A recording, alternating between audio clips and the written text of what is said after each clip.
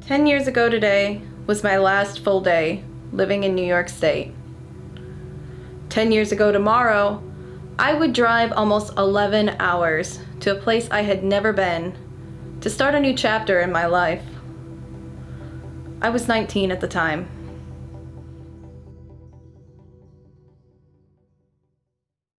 A lot has changed in 10 years.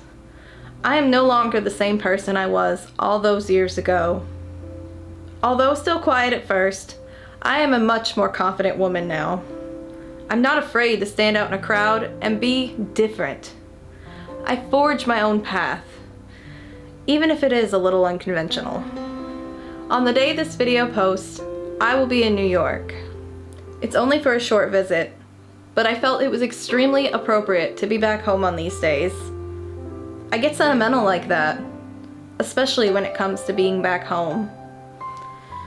They say home is where you make it, but for me, New York will always be home. It's where I was born and raised. It's where I made my first and longest best friend. It's also where I had my first extremely awkward first kiss. It's where I learned how to ride my first bicycle, both with and without training wheels. It's where I got my driving permit, and eventually, my full license. It's where I went to school, graduated, and attempted college. 2/3 of my life, and the memories entangled with it, were spent in New York. At this point, no matter where my wandering soul takes me, a small part of it will always be left there. I do not regret leaving, no matter how homesick I get. I needed this time to learn, to grow, to understand who I am. I do, however, regret the time that I have lost with loved ones. And as much as I hate to admit it, it was a necessary sacrifice. Not only have I added to the people that I claim as my friends and family, but I also have a newfound appreciation for these relationships, both new and old, that I never would have understood before this journey.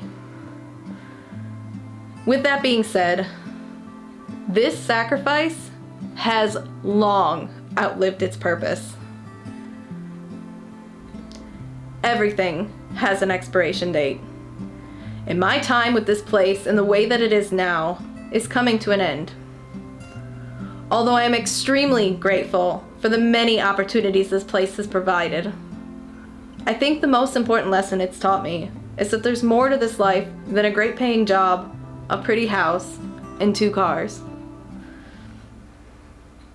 Upon leaving my home once again and returning to my usual scenery, a new transitionary period will begin.